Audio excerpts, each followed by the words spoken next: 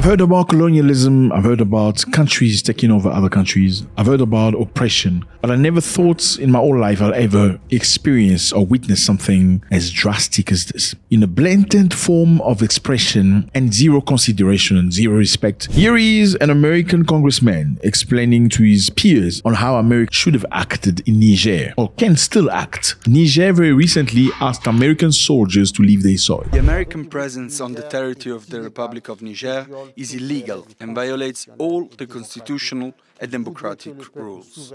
And normally when you're asked to leave somebody's soil, what do? You leave. This American congressman named Gaetz say America shouldn't have done that. They should have forcefully sent the C-130s on Niger airspace and forced themselves into Niger. Should any country in Africa dare to turn off their defense system, Americans should bomb them and destroy them.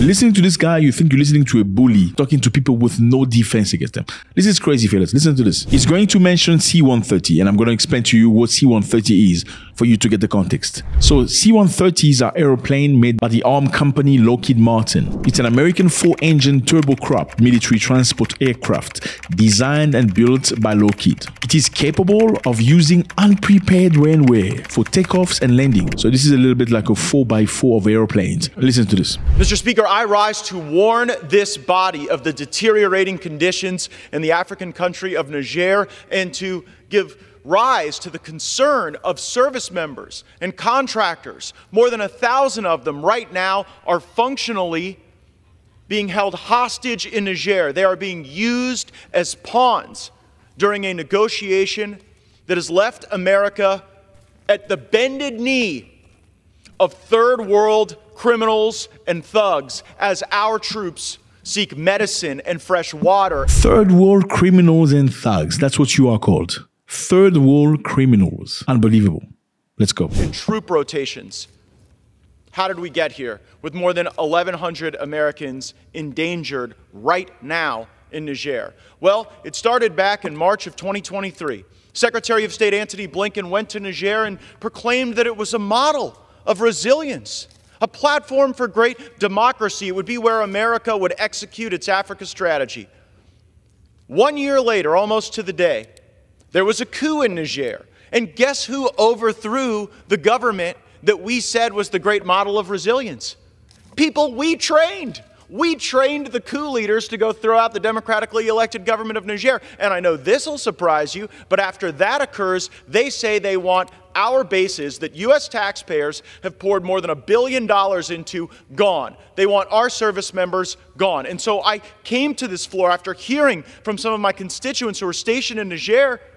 And after the overthrow of the government, there weren't resupply flights. They said, Congressman, we are going to be out of medicine in May if we don't get this sorted out.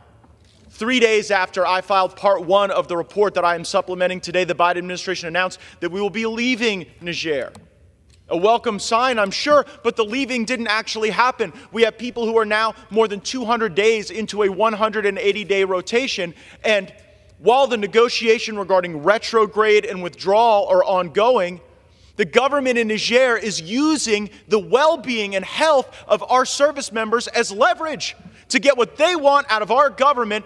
Our troops aren't getting medicine for malaria, for cholesterol, for their blood pressure, chronic conditions. And I have received the letters from the wives, from the fathers of the people who are in Niger now, and they say, we know that our family members are being extorted by the local governments when they try to leave, hundreds of dollars to even bring a bag through the airport. We know that Russians are behind the wire. You know what a real U.S. president would do? Say that C-130s are on their way to Niger today with the water and the medicine and the food our troops need, that they will have a full fighter pilot escort there. And if the Nigerian government or any other third world thug tries to even turn on their air defense systems, we should show those leaders and those thugs what the target package looks like on their houses and their family members, because it should not be Americans that are suffering because President Biden and Blinken are so embarrassed that their strategy in Africa failed that they're willing to let Americans' conditions deteriorate. Do you hear that? He said, a real president would have sent a C-100 airplane with water, food, and other things. And should any of the third world country dare to switch on their air defense, we would create mayhem in their house, on their families. Do you hear that? I mean, it's the entitlement for me. It's the privilege for me. It's we are superior to you. You are absolutely nothing. Like, you don't need to say that to say that. You don't need to say those words. Like, we can go to your house, and if any of the third world country dare to do this, and we're going in their house, in their countries. Let me give you context very quickly. Niger is Niger. Beautiful place, lovely people. The country was colonized by the French for many, many years. And after independence in the 1960s, the French still kept hold of the economy of the country. Niger is a major producer of uranium. And uranium is what you need for the atomic bomb. Not just the atomic bomb, also for the creation of electricity. France used Niger's uranium for many years to make much of its electricity. France made so much electricity that it sold some of the electricity made from Niger uranium to other European countries. In Niger used to be French and American troops. They were stationed there trying to fight terrorists, supposedly. The American soldiers went to Niger to train Nigerians on how to fight against terrorists. In the same occasion, they proposed to build an air base, an American base, worth $100 million with the goal of surveilling terrorists around Africa. I mean, it's crazy. You in America need to surveil terrorists in Africa, in somebody else's country. I mean, if you want to protect your house, shouldn't you have bouncers in front of your house, standing at the door, looking after the house? Why would you need to go to somebody else's country so you can build a base? I mean, many people believe the goal was not just to surveil terrorists, it was also to make sure Americans' influence reign in that side of Africa. Now, the new government has come into power in Niger. These are soldiers that were against the president. The previous president seemed to be working for Western nations because his country had so much uranium. In the meantime, most of the people lived in darkness. There was no electricity for the country. The country produced so much uranium, but in the same token, they have no electricity for the people. It made no sense. Therefore, the soldiers stood up and toppled the president and they took power. Now, once they took power, the first thing they did, they called the French ambassador to come and have a meeting with them because they are the new government. The French ambassador ignored them. You come to somebody's country, they've changed the government. The new government said, come, you as a French ambassador, come, let's have a talk. The French ambassador ignored them. And they say to him, we're giving you 48 hours to leave the country. After doing that, France was not happy. France said, we do not recognize you as a government. You are not democratically elected. I believe our policy is the correct one. It's based on the courage of President Bazoum, on the efforts of our diplomats and our ambassador in Niger, who will stay despite pressure from coup leaders. We do not recognize them. We support the president, who's not resigned.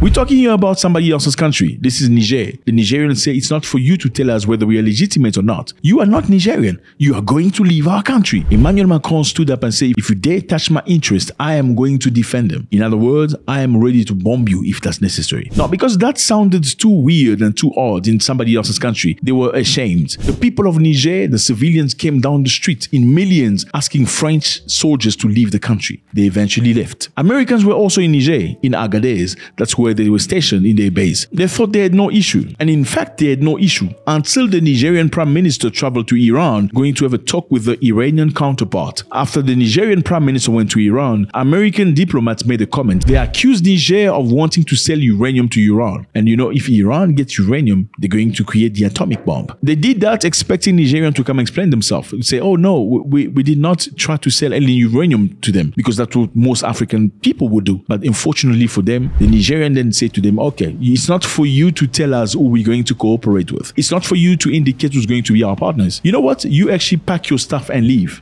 That's when the Americans were asked to leave the country. That's the context. Now, this man, this congressman, is very pissed off on how Americans decided to leave without the fight. Let me remind you here, Iraq has an American base, and back in time, Iraq asked Americans to leave their base, to take their base and leave the country. You know what they did? They said, we are not leaving. Before we leave your country, you need to pay us the money we've invested in your country on building our military base. At some point, we want to get out, but this isn't the right point. The other thing is, if we do get out, you know, we've spent a tremendous amount of money on building airports and building, it's one of the largest embassies we have in the world, Mike.